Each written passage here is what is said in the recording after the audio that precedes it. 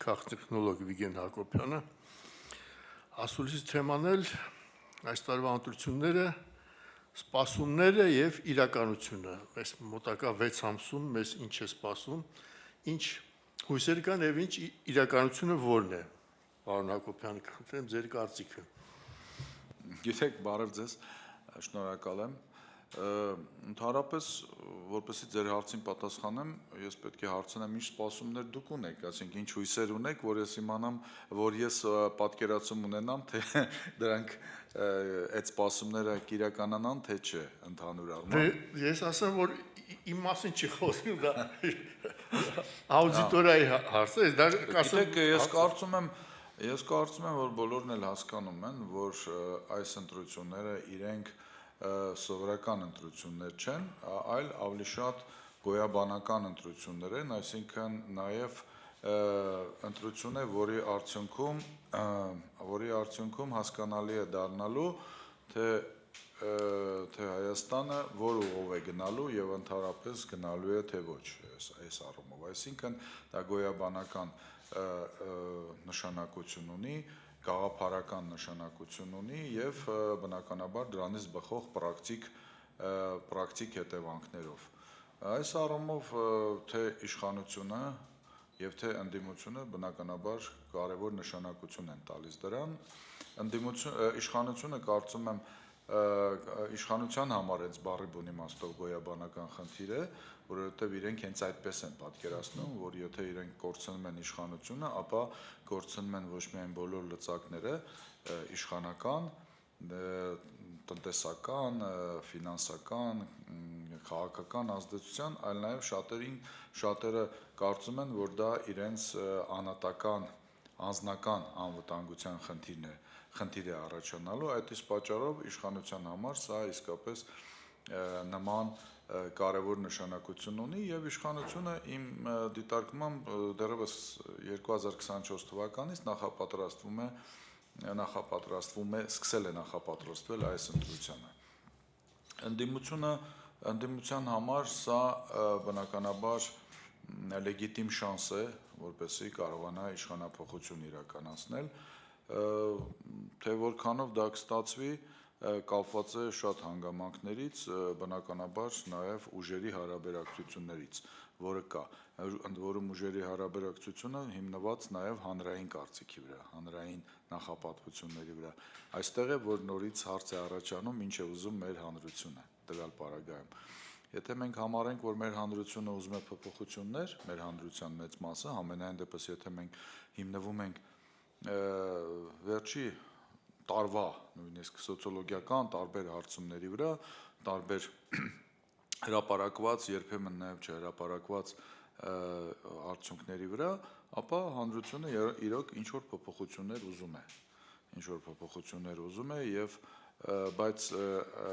հանրությունը այդ փոփոխությունները ուզելով ինչ վարքագիծ կդրսևորի, սա է ամենագլխավոր հարցը, վարքագիծ այն առումով որքանով ակտիվ կմասնակցի ընտրություններին, ընդհանրապես կմասնակցի, թե չի մասնակցի, ինչին նախապատվություն կտա, արդյոք ռեալ այլընտրանք իր համար կգտնի այս առումով։ Այդ իսկ պատճառով խոսել, թե որքանով դա կարդարանան սպասումները, ես նորից եմ ասում, կախված է նրանից, թե հանրությունը ի վերջո փոփոխություններ ակնկալելով արդյոք ուզում է մասնակից լինել այդ process-ին։ Ես կարծում եմ, որ ամենագլխավոր խնդիրներից մեկը եւ թիվ 1 խնդիրը դա այնպես անել, որպեսզի մասնակցությունը հնարավորինս ակտիվ լինի եւ նույնիսկ շատ ակտիվ լինի, վերջին տարիների համար աննախադեպ ինչ-որ մի մասնակցության թիվ լինի, որը որ շատ հարցեր կարող է լուծվել հենց մասնակցությամբ իմիջիայլոց։ Այսինքն ես ընդհատում եմ, Դավիթ Պետրոսյան ժուրնալիստ հարցեր ուղարկել որ ձեզ տամ։ Այդ հարցերից մեկն էլ դա էր, ինչը անցյալ ընտրությունները 1.5 միլիոն մարդ չի մասնակցել ընտրություններին։ Ինչ պետք է արվի, որ ասենք թե ավելի ակտիվանա, դուք ինչ եք մտածում, որ գնան ընտրությունների։ Ես կարծում եմ նախ եւ առաջ դա ուրեմն ընդդիմության խնդիրն է, որովհետեւ իշխանությունը ցանկացած իշխանություն թերևս, մասնավորապես այսօրվա իշխանությունը ավելի շուտ հակառակ նպատակ ունի, որպեսզի մասնակցությունը լինի հնարավորինս պասիվ, այսպես ասեմ, որովհետև սովորաբար իշխանությունը իր ընտրազանգվածին կարողանում է բերել ընտրությունների իր վարչական ռեսուրսը օգտագործելով, սովորաբար այդ վարչական ռեսուրսը օգտագործելով, ուժային ռեսուրսը օգտագործելով, սովորաբար նաև հենց բուն ընտրազանգվածը իշխանության շատ ավելի կարգապահ է լինում, որովհետև չգիտես ինչու շատ ավելի իրենց պարտավորված են զգում, ավելի պարտավորված են զգում մասնակցել ընտրությունների եւ իրենց քվեն տան, այսինքն ապրիորի համարենք, որ իշխանությունը նման խնդիր առանձնապես չունի, ընդհակառակը իր խնդիրը հնարավորինս պասիվացնել հանրության, այսինքն այն քաղաքականությունը, որ շատ դեպքերում վարվում է երկրում ապաթիայի մթնոլորտ հաստատելու հենց դրան է ուղղված։ Ընդդիմությունը բնականաբար դիամետրալ լրիվ հակառակ նպատակ ունի, այդ իսկ պատճառով ընդդիմությունը բնականաբար պետք է աշխատի նախ եւ առաջ այն ընտրազանգվածի վրա, որը որ պասիվ է, որը որ մոտավորապես 60%-ն է սովորաբար լինում, գոնե սոցիոլոգիական հարցումներն էլ են դա ցույց տալիս եւ ոչ միայն սոցիոլոգիական հարցումները, այլ նաեւ օրինակ նույն թիմ ընտրությունների պատկերն է դրա մասին հուշում, որ սովորաբար ասենք այնց կեսից ավելին նույնիսկ թիմ ընտրություններում չեն մասնակցում ընտրություններին։ Հիմա Գյումրիի նույնիսկ ընտրությունները հիշում ենք, որ մասնակցությունը, եթե չեմ սխալվում, 43% էր, այսինքն դա նշանակում է, որ մասնակցությունը պրոբլեմատիկ է, թեպետ նորից եմ ասում, ժողովրդի մի զգալի մասը ըստ հարցումների փոփոխություններ է ուզում բայց հիմնականում չի մասնակցում։ Նրանք, ովքեր որ կողմնորոշված են, նրանք, ովքեր որ ակտիվ են, դա մոտավորապես 40-42%-ն է, որոնք կողմնորոշված են դեպի իշխանություն կամ ընդդիմություն, իրենք կարծում եմ մասնակցելու են ընտրությունների, խնդիրը նրանում է, որպեսզի գոնե այն գորշ զոնայում գտնվող, այդպես անվանենք, այն զանգվածը, որը սովորաբար չի մասնակցում կամ չի կողմնորոշվել, իրենց բերել ընտրությունների։ Ընդդիմությունը կարծում եմ պետք է, որպեսզի կարողանա, ընդդիմությունը նախ եւ առաջ պետք է շատ հստակ բացատրի ընտրազանգվածին, այդ ամբողջ ընտրազանգվածին, թե ինչ է նշանակում, թե ինչի կարող է բերել ակտիվ մասնակցությունը ընտրությունների, որ յուրաքանչյուր 50%-ից ավել ձայնը դա արդեն մեխանիկորեն նույնիսկ դժվարացնում է իշխանության վերարտադրման խնդիրը, ասենք եթե պարզ թվաբանությամբ է պետք խոսել ժողովրդի հետ, շատ պարզ, անկախ ժողովրդի տարբեր խավերի հանրության ընտրազանգվածի տարբեր խավերի ինտելեկտուալ, այսպես ասենք, շեմից կամ ինտելեկտուալ աստիճանից պետք է շատ պարզ ասել, ասենք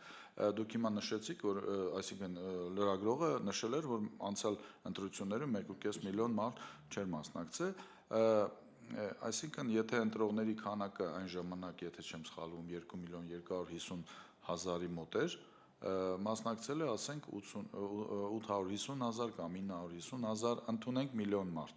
Այսինքն եթե միլիոն մարդ է մասնակցում, շատ մատերի վրա պետք է բացատրել ժողովրդին, եթե միլիոն մարդ է մասնակցում, Նիկոլ Փաշինյանի այսօրվա սոցհարցումներով արձանագրված 15%-ի պարագայում, դա նշանակում է, ասենք, ինքը ստանում է 15% կամ եթե դա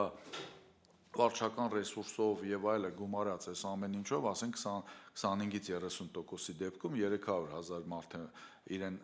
օրինակ ընտրում, դա 30% է։ Եթե մասնակցում է արդեն, ասենք 1.200.000, դա բնականաբար այդ տոկոսը զգալիորեն նվազում է եւ Նիկոլ Փաշինյանի վերարտադրման շանսերը բավականին ծանր են, անգամ եթե իր սպոյլեր կուսակցությունները, որոնք կմասնակցեն ընտրությունների, ինչ որ մեկը, օրինակ, ինչ որ մեկին հաջողվի այդ 4%-ի շեմը անցնել, այդ պարագայում էլ Նիկոլ Փաշինյանին չի հաջողվում 50+ հավաքել եւ փաստորեն վերարտադրվել, ձևավորել իշխանություն։ Այսինքն ցանկացած մասնակցության բարձր շեմը ինքը գրեթե վերջնականապես լուծում է Նիկոլ Փաշինյանի վերարտադրման խնդիրը, վերարտադրման բացառման խնդիրը, դա մեկ, դա շատ պարզ նորից եմ ասում։ Երկրորդը դա իհարկե ընդդիմությունը պետք է փորձի իրականում որպես այլընտրանք ներկայանալ, Այսինքն մարդկանց չպետք է հիասթափեցնել, մարդիկ բնականաբար շատ-շատերը իրենք գուցե իրենց դուր չի գալիս, որ ընդդիմությունը ակնհայտորեն պարզ է, որ արդեն մասնակցելու է տարբեր շարասյուններով, այսինքն որևէ մեկը ես կարծում եմ չպետք է այնպիսի իլյուզիաների մեջ լինի, որ ասենք կհաջողվի օրինակ մի բևեռով հանդես գալ, դա ես կարծում եմ արդեն վաղուց հասկանալի է, որ այդպես չի լինելու, հարցը նրանում է, թե քանի բևեռով դա այդ ամեն ինչը կլինի, 2, 3, 4 նույնիսկ բևեռով, բայց նույնիսկ եթե դու մասնակցում ես 3-4 բևեռով, դու պետք է հանդես գաս որպես մեկ ֆորմատ, այսպես ասենք, այսինքն սա նշանակում է, որ ընդդիմադիր տարբեր ուժերը, որոնք պետք է մասնակցեն ընտրությունների, ես իհարկե խոշոր բաների մասին եմ ասում, ֆորմատների, որովհետև փոքրերի մասին դա առանձին խոսակցությունը դրան է կանրադառնանք, պետք է ընդհանուր սեղանի շուրջ նստեն եւ ըստ էության մի մեմորանդումի նման մի բան ստորագրեն հայտարարության մակարդակով, որ իրենք թեպետ առանձին շարասյուններով են գնում, բայց բոլորը ունեն մեկ նպատակ իշխանափոխություն իրականացնել Հայաստանում, այսինքն այս առումով համագործակցություն լինելու է, այսինքն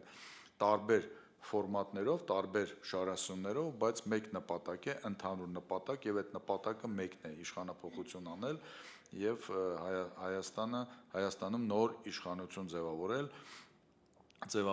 Երկրորդը այնտեղ պետք է անպայման, ես կարծում եմ, այդ մեմորանդումում այս ամեն ինչ որ արվում է, պետք է հասու լինի հասարակությանը, հույսեր ներշնչի, որ այնուամենայնիվ դա ընդհանուր ստրատեգիական առումով մեկ բևեռ են իրենք։ Երկրորդը տարբեր ընդդիմադիր ուժեր տարբեր հանձնաժողովներում, ընտրական հանձնաժողովներում ունեն տարբեր կարգի, տարբեր ստատուս ունեցող բաներ, ներկայացուցիչներ, հանձնաժողովի անդամներ, վստահված անձեր, այսինքն պետք է հայտարարվի, որ յուրաքանչյուր ուժի ներկայացուցիչ այնտեղ աշխատելու է ոչ թե միայն իր ուժի վրա, այլ ընդհանուր ներկայացուցիչն է ընդդիմության, այսինքն ամեն ինչ արվելու է, որպեսզի ձայները պահվեն, յուրաքանչյուր բյուլետեն, որ ընդդիմադիր ուժի համար է տրվում, պահվի եւ բացառվի կոպիտ ընտրախախտումները, որը գուցե ակնկալվում է, որ իշխանությունը նման տոկոսային հարաբերակցության պայմաններում, նման ստարտային պայմաններում, ընտրություններից առաջ կարող է դրան գնալ։ Հիմա փոքր ուժերի մասին, այսինքն մենք արդեն տեսնում ենք, որ կան ուժեր, որոնք ասենք հավակնություններ ունեն մասնակցելու։ Այստեղ էլ ես կարծում եմ պետք է, ինչպես ասում են, այդ ֆլաժոկները դրվի, այդ դրոշները դրվի, թե ովքեր ընդդիմությունից մասնակցության դեպքում ինչ ֆունկցիա են կատարում։ Այսինքն պետք է սթափ գնահատել, թե արդյոք այն ուժերը, որոնք բոլորը ուզում են մասնակցեն, իրենք առնվազն գոնե այն շեմը կարող են անցնել, որովհետև եթե որևէ մեկը, ասենք, պետք է 4% հավաքի, հավաքում է 3-8%, դա արդեն փոշիացնում է ձայնը եւ ամենայն հավանականությամբ դա ավելի օգուտ կբերի իշխանությանը, որովհետև նորից եմ ասում, իշխանությունը իր ընտրազանգվածին կարողանում է բերել, դա իհարկե չի նշանակում, որ ինքը հաղթում է, բայց ամեն դեպքում, ինչպես դա Գյումրիում եղավ, տեսեք, 36% ստացավ իշխանությունը, ամենաշատը վերցրեց տոկոս, հենց որպես քաղաքական ուժ, բայց դա իրեն չբավարարեց, որովհետև մնացած իրար հետ գումարային առումով կարողացան ձևավորել ընդդիմադիր ուժերի ձևավորված իշխանություն։ Այսինքն այդ փոշիացման վտանգը ամենակարևոր վտանգներից մեկն է, այսինքն այն ուժերը, որոնք միանգամից երևում է, որ ասենք 1%, 0%, 0.5%-անոց ուժեր են, որոնք այս ընտրություններում փորձում են մասնակցել զուտ ստատիստիկ կարգավիճակում կամ ինչ-որ սեփական քաղաքական խնդիրներ լուծեն, ես կարծում եմ ի սկզբանե պետք է հայտարարվի, որ այն ուժերը, որոնք փաստացի ընդհանուր խնդիր լուծելու համար չեն, այլ իրենց սեփական խնդիրներ, իրենք փաստացի աշխատում են Նիկոլ Փաշինյանի օգտին։ Այսինքն դրանք նույնպես պետք է կարգվեն որպես սպոյլեր քաղաքական ուժեր, սպոյլեր կուսակցություններ իշխանության համար։ Այսինքն ամեն ինչ պետք է արվի բավականին գուցե կոշտ, բայց արդարացի եւ քաղաքական հաշվարկի վրա հիմնված, այսինքն պետք է փորձել հնարավորինս սահմանափակել անիմաստ մասնակիցների քանակը այս ընտրություններում, որպեսզի վաղ շաբաթի պատմությունը չլինի։ Հիմա Գյումրի ենք ասում, վաղ շաբաթում մենք տեսնում ենք, որ ուժեր շատ մոտենում էին այդ շեմին, բայց ասենք 0.2% չէր երիկում եւ այլ եւ դա բերեց նրան, որ այնտեղի իշխանական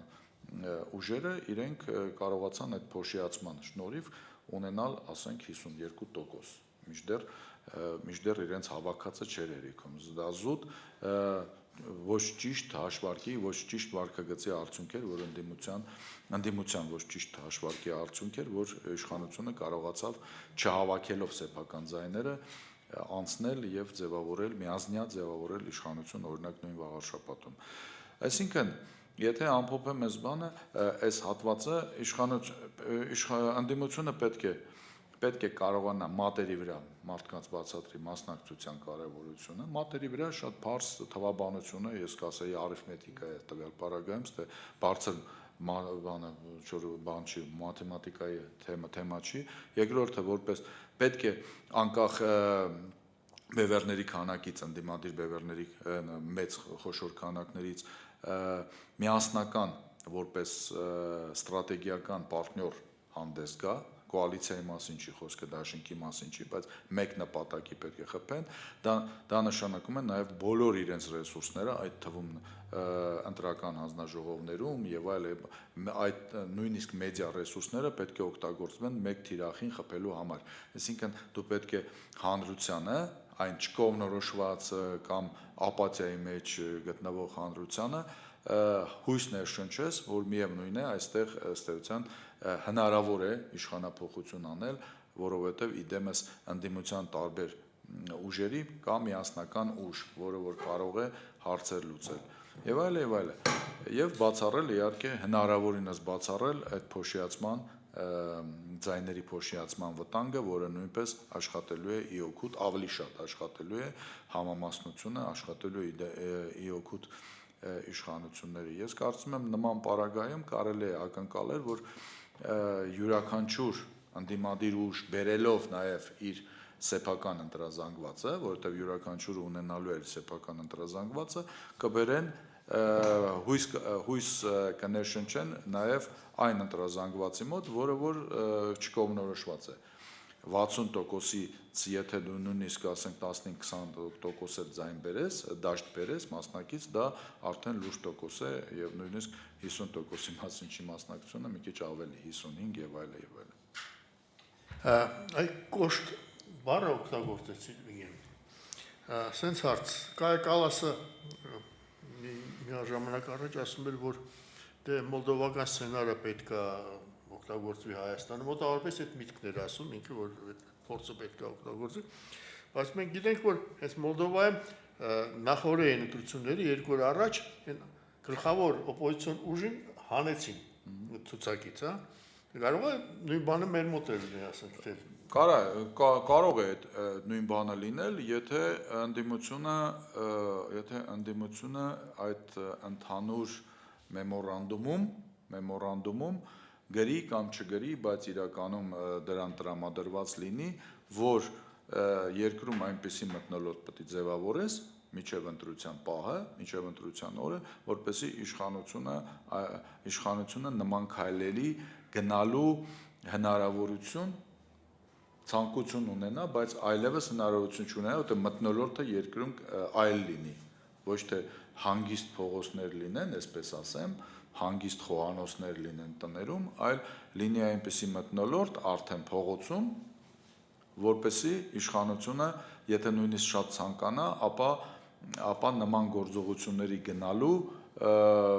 հնարավորություններ չունենա, ռեսուրսներ չունենա, բոլոր առումներով ռեսուրսներ չունենա։ Այսինքն ես ուզում եմ ասել, որ բոլոր ընդդիմադիր ուժերը, ես կարծում եմ հենց այս հնարավոր սցենարները հաշվի առնելով, որոնց մասին բաց է խոսում, այսպես կոչված մոլդովական սցենարները, որոնց աջակցում են Եվրամիության բյուրոկրատիան, իմանալով, որ նման հնարավորություններ կարող են լինել, պետք է փաստացի ոչ թե միայն պատրաստվեն յետընտրական զարգացումներին, այսինքն post factum, այլ ընտրական եւ այլ նաեւ նախընտրական, ընտրական եւ հետընտրական զարգացումներին։ Այսինքն այդ մթնոլորտը փողոցը պետք է զուգահեռ եռա նաեւ այս ամբողջ ընթացքում, երբ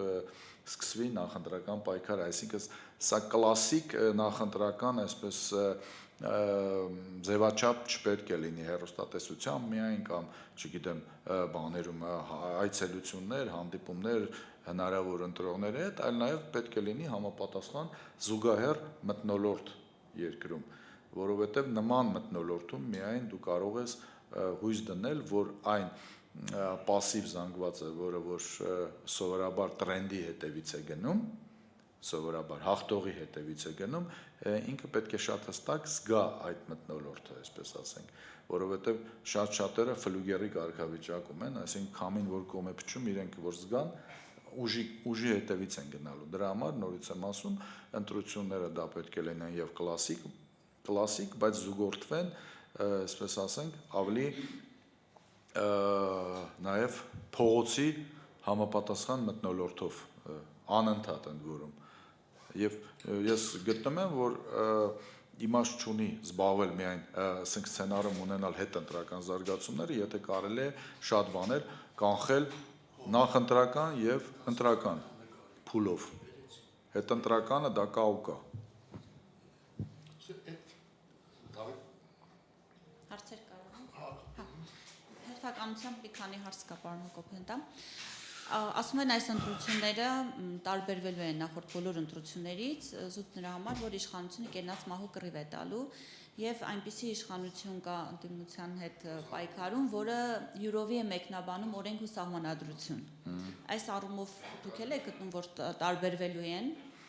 Եթե դուք նկատի ունեք, որ իշխանության համար դա ճակատագրական ընտրություն է, ես ընդհանրապես ներածական խոսքում ասացի, որ առհասարակ այս ընտրությունները հենց այդպես էլ բնութագրեցի, որ իրենք ճակատագրական են, որովհետև երկրի հարցն է դրված, երկրի առնվազը վեկտորի հարցն է դրված, թե երկիրը որ ուղղությամբ է գնում է դեպի, ասենք, պրոքսի երկիր դառնալու, թե որևէ կարգավիճակ ունենալու երկրի, որը որ կարող է շանս ունենալ ուղղել այն բոլոր բաները, շեղումները, այսպես ասեմ, այն բոլոր սխալները, որոնք տեղի ունեցել վերջին 7 տարվա ընթացքում։ Այդ առումով ճակատագրական նշանակություն ունի ոչ միայն իշխանության համար, այլ բոլորիս համար այս առումով։ Այդ իսկ պատճառով ինքը ավելի շատ ոչ թե ընտրություն է լինելու, այլ ճակատամարտ է լինելու այս առումով, եթե կարելի է այսպես ասել։ Իշխանությունը բնականաբար, եթե իր պատկերացումները, որ այս ընտրությունները իրենց համար նաև անձնական անվտանգության հարցեր են լուծվելու կամ չլուծվելու, իրենք այդպես են ընկալում, ոչ միայն լծակներ են կորցնելու եւ այլն, ինչպես մնացած իշխանությունները, եթե այդպես են մնում, ապա այո, կարող ենք ենթադրենք, որ իրենք փորձելու են ամեն քայլի գնալ, ցանկացած քայլի գնալ, այդ թվում նաև կոշտ կոպիտ քայլերի, որոնց մենք հիմա էլ ենք ականատես, այսինքն այն ինչ որ մենք հիմա տեսնում ենք, այս ձերբակալումներ, կալանավորումներ, քաղաքական բանտարկյալների sense մի հատ փունջ եւ այսպես հոգեվորականների եւ քաղաքական գործիչների կամ շրջանում, սա նույնպես այդ ֆոնը ստեղծելու համար է, ինչ որ հարցեր լուծելու համար է, այդ նույն դիմելը նույն Եվրոմիության բյուրոկրատիային, որ այսպես կոչված փրկեք մեզ հիբրիդային ինչ որ պատերազմ է վարում, ինչ որ մեկը նկատել եք անուն իրենք չենք տալիս, որ երկրի մասին է խոսքը, օֆիցիալ չի ասվում։ Ճիշտ է, Կալասը ասեց, բայց Կալասը նաև իրեն ապահովագրեց, չէ, ասեց, որ Հայաստանն է դիմել մեզ։ Այսինքն մենք չենք իրենք շատ լավ հասկանում են, որ իրենք միջամտնում են Հայաստանի ներքին քաղաքական զարգացումներին, որը որ գոնե ֆորմալ առումով իրենք փորձում են այդպես ցույց չտալ, իրենք ասեն Հայաստանն է դիմել, մենք օգնում ենք այս առումով։ Այսինքն բոլոր այդ բաները, մեխանիզմները, որոնք կարող են ազդել ընտրությունների արդյունքի վրա, Հայաստանի իշխանությունները բնականաբար կիրառելու են, այդ թվում նաև օգտագործելով բնականաբար եւ վարչական ռեսուրսը, եւ ուժային ռեսուրսը, չեն բացառում այդ մոլդովական սխեմաները, այս ամեն ինչ արվելու է այս առումով։ Դրա համար ես ասում եմ ընդդիմությունը նույնպես պետք ընդդիմության համար այստեղ նոր բան չի լինելու, այն առումով, որ շատ բաց է ասվում դրա մասին, չէ՞։ Հիբրիդային պատերազմի դեմ են առնում, չգիտեմ, ում կողմից վարվող բանը կալանավորում են մոլդովական սցենարի մասին, այսինքն ընդդիմությունն էլ պետք է համապատասխան մտնոլորտ ձևավորի, որպեսզի դա հնարավոր չլինի, որովհետև միայն հայտարարություններով, կոչերով, այսինքն դու պետք է ընդհանրապես ընտրությունը, դա ինչ է ընտրությունը։ Այդ ընտրության օրը ֆիքսվում է այն արդյունքը, որը որ արդեն կա փողոցում խոհանոցներում են տրամադրությունները, այսինքն այնտեղ ուրիշ բան չի ֆիքսվում։ Եթե ֆիքսվում է ուրիշ բան, այդ դեպքում լինում է հեղափոխություն ընդհանրապես երկրում։ Եվ այս պահի դրությամբ ձեր դիտարկմամբ ընդդիմությունը արդյոք շատ քիչ ժամանակ է մնացել, արդյոք պատրաստ է ձևաչափին, նոր դեմքեր կան, ինչ որ նոր ուժեր են հայտ ներկայացրել,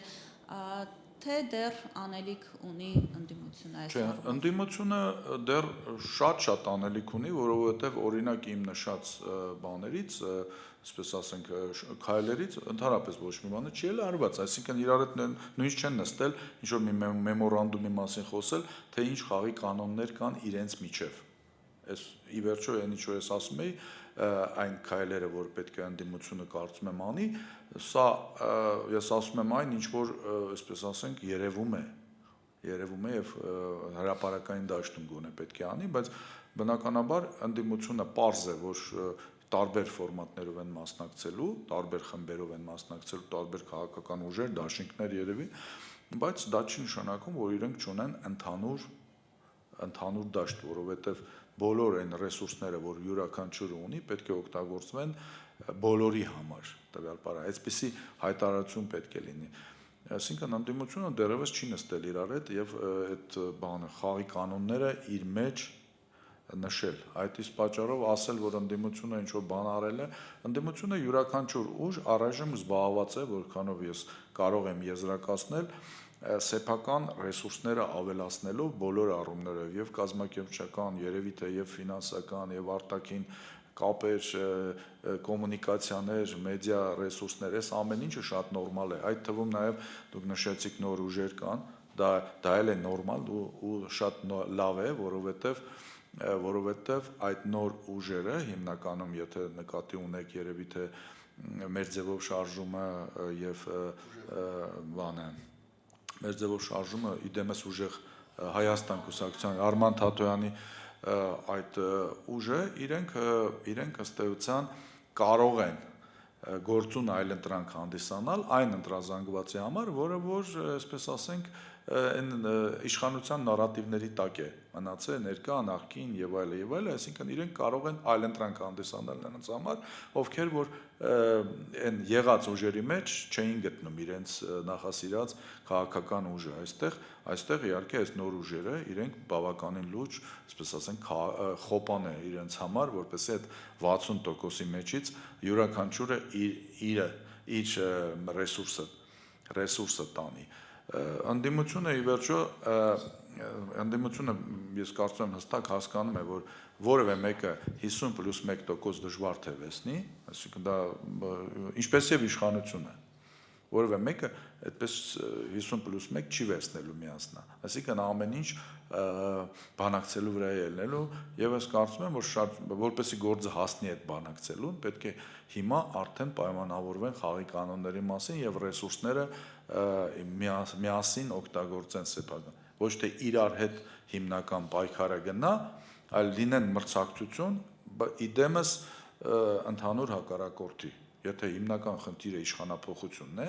ապա տարբեր մեթոդներով կարելի է անել։ Այստեղ ես կարծում եմ այդքան կարևոր չի լինելու մեկը վերցնելու է 25%, մյուսը 22%, 27% եւ այլն, խաղի կանոններ։ Ի վերջո, նաեւ ես ավելի հեռու չեմ հիմա ուզում գնամ ընդհանուր առմամբ, բայց խաղի կանոնների մեջ նաեւ մտնելու են երևի թե նա, թե ասենք թե վերցրեցին յուրաքանչյուր իր տոկոսը իշխանություն ձևավորելու համար կարող է պիտանի լինել ընդհանուր, թե ասենք ով առաջնային իրավունք ունի իր վարչապետի թեկնածուն օրինակ առաջարկել։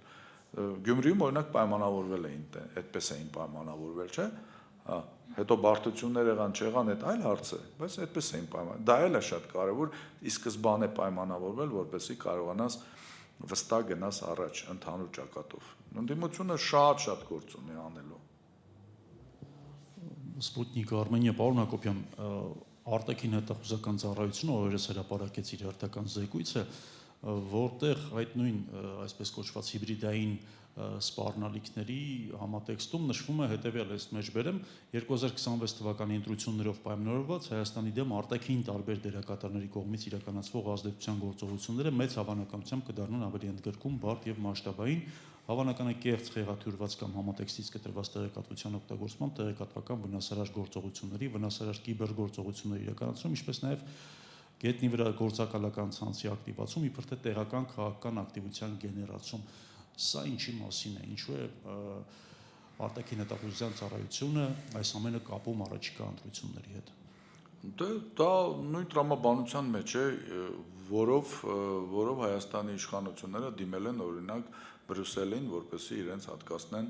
օգնություն եւս հիբրիդային պատերազմի դեմն առնելու համար։ Այստեղ հարց է առաջանում, այսինքն դա որ աշխարհաքաղաքական օրինակ կենտրոններն են, չէ՞, Հայաստանի դեմ նման կռիվ վարելու, նման պատերազմ վարելու հիբրիդային, այսինքն սա նույն տրամաբանության մեջ է, որի շրջանակում դիմել են, որպեսզի իրենց աջակցեն ընդհանուր առմամբ։ Այսինքն սա այն տրամաբանությունն է, որի բազայի վրա փորձելու են ուժային մեթոդով որոշակի ազդեցություն ունենալ ընտրությունների արդյունքների վրա, այսինքն սա այն իրավական, այսպես ասենք, փորձ է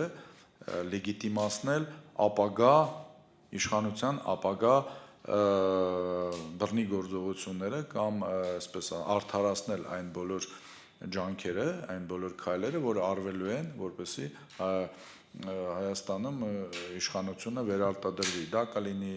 ինչ որ կուսակցություն չգրանցելու ձևով, ասենք անունը դնեն, որ դա արտաքին, չգիտեմ, ուժերի տակ գտնվող բան է, քաղաքական ուժ է, արտաքին ուժերի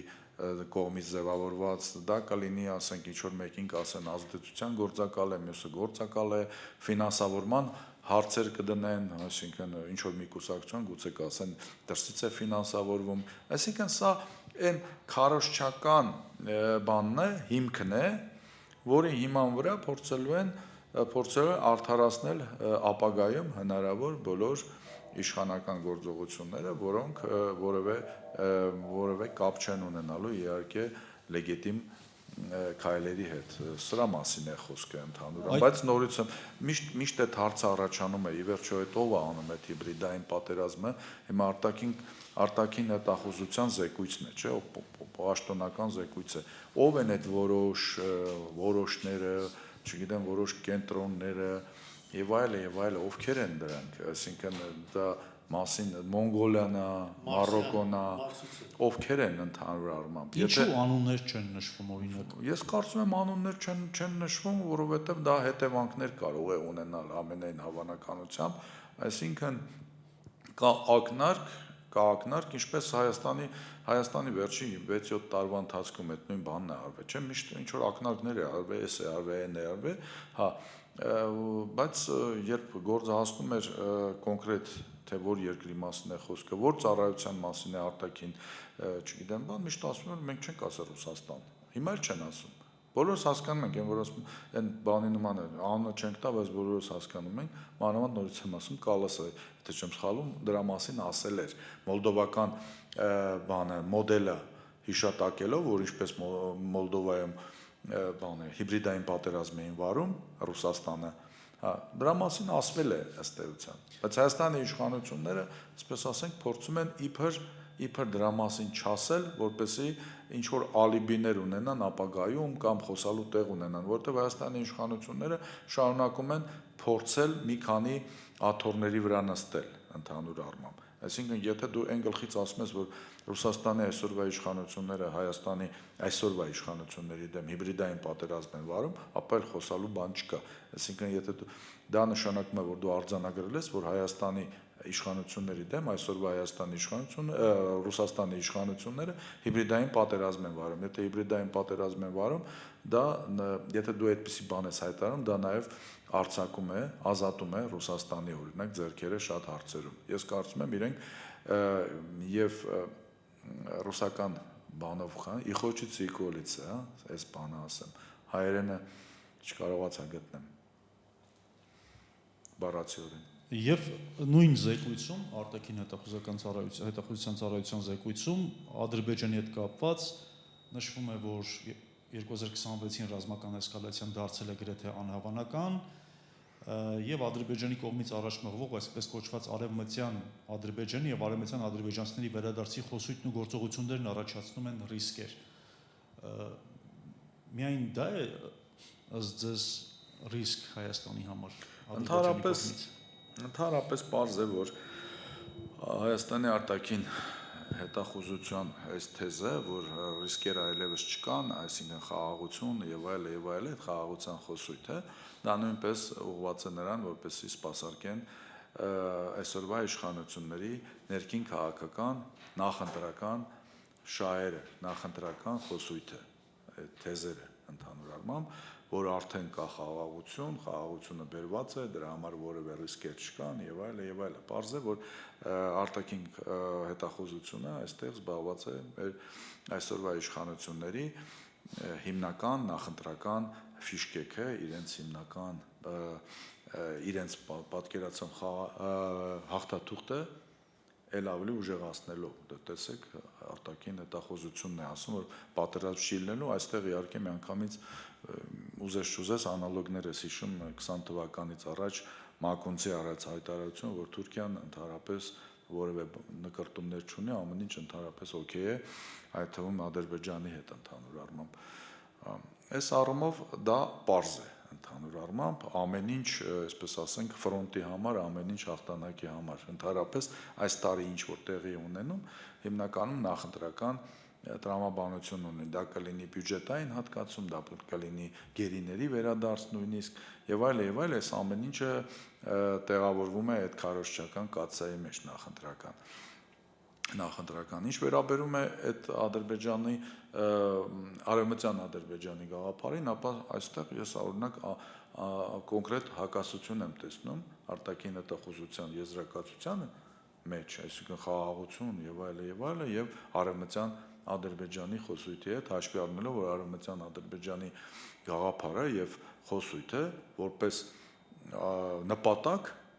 որ մենք պետք է արևմտյան Ադրբեջանը ըստեյության հասնենք, դա Ալիևի, անձամբ Ալիևի բառապաշարն է, անձամբ Ալիևի խոսույթն է, այսինքն իսկ ինչ է նշանակում արևմտյան Ադրբեջան, եթե ոչ նկրտումներ Հայաստանի նկատմամբ։ Այսինքն այստեղ ուղղակի հակասություն կա ռիսկերի։ Մի կողմից ասում են ռիսկ չկա, մյուս կողմից մարդիկ ուղղակիորեն հակառակորդը ուղղակիորեն ասում է ինչ նկրտումներ ունեն։ Այստեղ ես կարող եմ, չէ, լեգիտիմ իրավունք ունել մտածելու, որ ուղղակի հիմա հրադադար է հայտարարված, երբ ընտրությունները վերջանան եւ Ադրբեջանի եւ Թուրքիայի համար դրական արդյունք լինի իդեմս այսօրվա իշխանության վերարտադրման, այս ամեն ինչը այդ արևմտյան Ադրբեջանի գաղափարը արդեն կոնկրետ բան է ստանալու, միսուարյուն, դա կլինի, այսպես ինչպես իրենք էին ասում, ավտոմեքենաներով կմտնեն եւ կսկսեն կառուցել այդ արևմտյան Ադրբեջանը Հայաստանի սուվերեն տարածքում, թե դա կլինի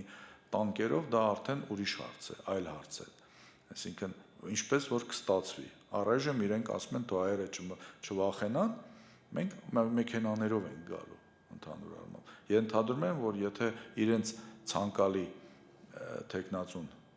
չվերարտադրվի, ապա երևի թե խոսույթում կհայտնվեն տանկերը ընդհանուր առմամբ։ Տրանսպորտային միջոցը կփոխվի։ Մի հարց էլ Վիգեն նույն Դավիթ Պետրոսյանն էր ուղարկել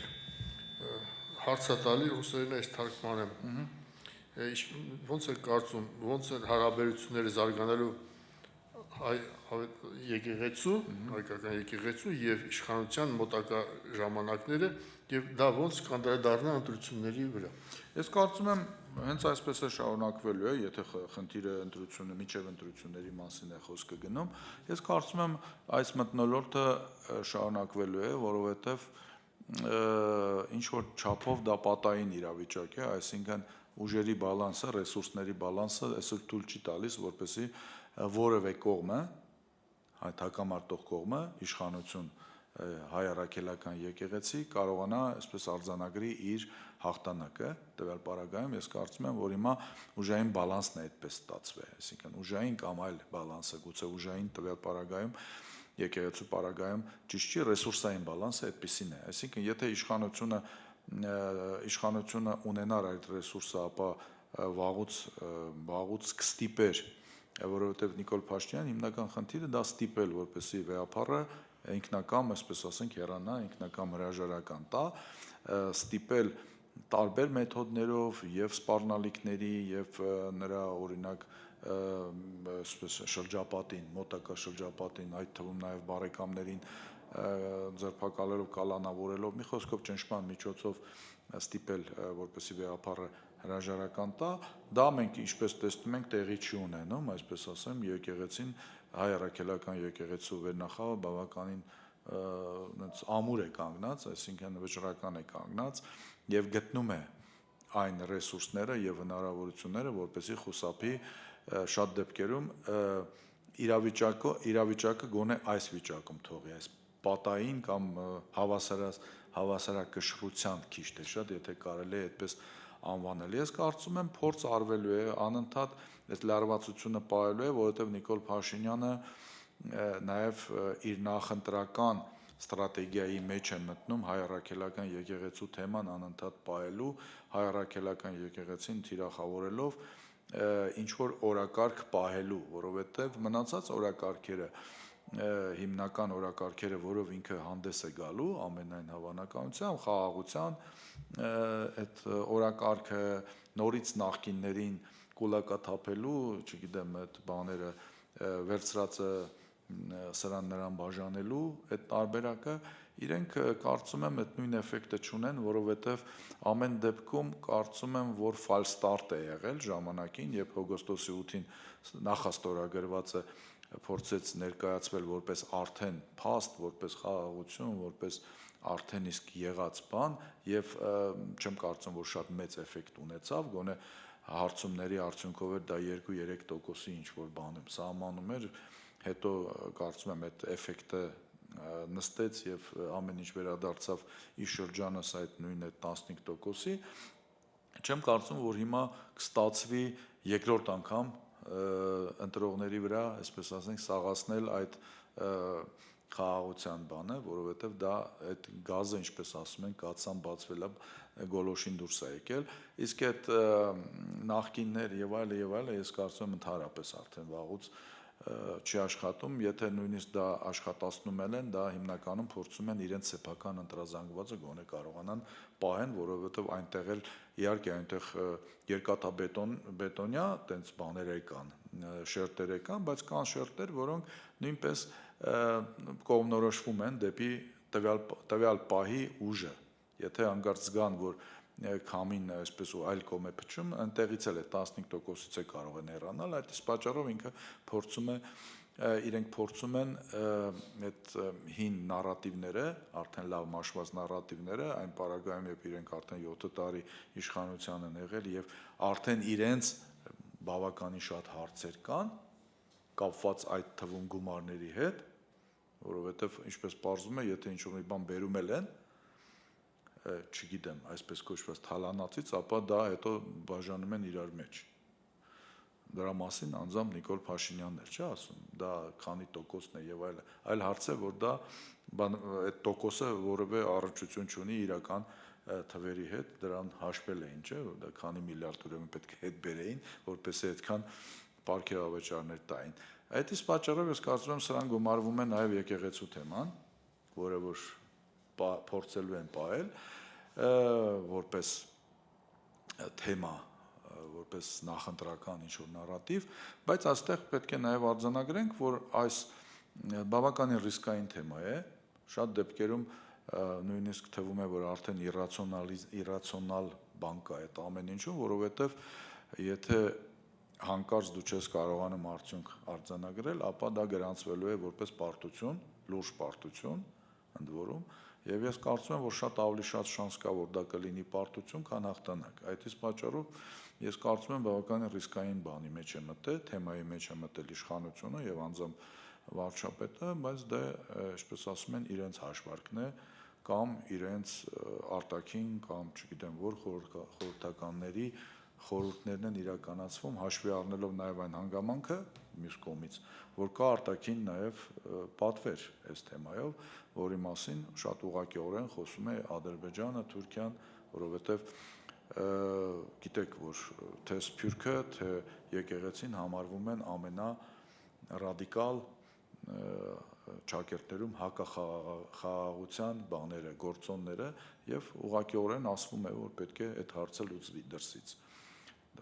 այդ իսկ պատճառով ես կարծում եմ, ասենց մոտավորապես այն վիլկայի նման բան է։ Գուցե հիմա Նիկոլ Փաշինյանը նույնիսկ ցանկանար սառացնել էս հակամարտությունը հայ-առաքելական եկեղեցու հետ, կոնկրետ հայ-առաքելական եկեղեցու հետ, բայց կա նաև արտաքին ազդակներ, որ դա պետք է լուծել ընդհանուր առմամբ։ Վերջին հարցը ձեր կարծիքով կալասից խոսացինք այդ Ադրբեջան-Թուրքիա, իսկ ձեր կարծիքով այդ Ֆիդանի սատարելը գործող իշխանության այս վերջի իր հայտարարությունը դա կարող է շարունակվի մինչև ընտրությունը նորից իրանք ելույթ ունենան, հա, դա օգնում է, թե հակառակն է խաղանում։ Գիտեք, ես կարծում եմ, ես դրա մասին այսպես ասենք մի վարկած էի ասում, արդեն թարմ հետքերով այսպես ասենք, նորից մնում եմ այն կարծիքի, որ այստեղ շատ ավելի կարևոր է ոչ թե այն ինչ որ ասեց Ֆիդանը, այլ այն ինչ որ ստորակետից հետո կամ վերջակետից հետո չասվեց, որը որ գուցե ինչպես դուք եք կանխատեսում հետագայում էլ կխոսվի։ Ես կարծում եմ այստեղ երբ Ֆիդանը ասում է, որ իրենք աջակցում են քաղաքական այն կուրսին, խաղաղության կուրսին, որը վարում է Նիկոլ Փաշինյանը, որը որ ըստ իրենց տվյալների լիդեր է այս ընտրարշավում արդեն, թեպետ լիդեր լինելը նույնիսկ չի նշանակում, որ դու 50+1 ես, այդ առումով, որտեղ լիդեր կարող ես լինել նաև 35%-ով, բայց դա չերիքիկ ես, ինչպես Գյումրին օրինակ նույն ցույց տվեց, որտեղ դա խորհրդարանական այնուամենայնիվ երկիր է, ոչ թե պրեզիդենտական։ Ես կարծում եմ, երբ ասում էր, որ իրենք աջակցում են խաղաղության կուրսին, այս իշխանության, իրենք ըստ էության ակնարկում էին, որ իրենք աջակցելու են, քանի դեռ այս իշխանությունները կարող են վերարտադրվել, այլ հարց է, որ մյուսները, եթե հանկարծ հաղթում են Հայաստանում, որոնք գնահատվելու են, որ ոչ թե խաղաղության կուրս են տանում, այլ ռևանշիստական, ապա այդ դեպքում գուցե Թուրքիան ակնարկում է, որ իր քաղաքականությունը եւ իր գործընկեր Ադրբեջանի քաղաքականությունը եւ վարքագիծը տրամադրությունը Հայաստանի նկատմամբ կարող է այլ լինել, այսինքն նորից վերադառնում ենք մեքենաներով արևմտյան Հայաստան գալու, արևմտյան Ադրբեջան գալու, թե տանկերով, այսպես։ Ես կարծում եմ այդտեղ կար ակնարկ, չեմ բացառում, որ ժամանակի ընթացքում, չգիտեմ, մոտենալուն պես ընտրությունների, գուցե դա էլ ասվի ուղիղ տեքստով։ Այսինքն այդ ստորակետից հետո ինչ որ ավել բան ասվի, այս մոտավորապես սա ասվի, եւ ըստ էության իրենք փորձեն աջակցել Նիկոլ Փաշինյանի այն թեզին, որ մենք խաղաղություն բերող ենք, իսկ մնացածները պատերազմի կուսակցություն են։ Ես կարծում եմ Ֆիդանի ասածում սա էր, որովհետեւ Ֆիդանը ծայրահեղ, այսպես ասենք, շապազանց փորձված գործիչ է, որպեսզի չհասկանա, որ եթե դա զուտ հայտարարություն է, որ իրենք աջակցում են այսօրվա իշխանություններին, դա լրացուցիչ զենք է տալիս ընդդիմությանը, որպեսզի իրենք ասեն, տեսեք, մենք ասում ենք, որ Հայաստանը ըստ էության գտնվում է Թուրքիայի իրականում ոչ թե Եվրոմիության մասին է խոսքը, Միացյալ Նահանգների, այլ ուղղակի Հայաստանը Թուրքիայի պրոքսի երկիր սարքելու մասին է խոսքը գնում։ Ինքը շատ փորձված է, շատ լավ գիտի, շատ լավ հաշվարկում է եւ ի վերջո իր ինֆորմացիաները դա հայկական մամուլից չէ կամ բանից չէ, հետախուզության նախկին պետն է Թուրքիայի, ընդ որում շատ ազդեցիկ։ Եվ Երդողանի կարծես թե ժառանգորդը։ Եղավ, շնորհակալություն։ Ես եմ շնորհակալ։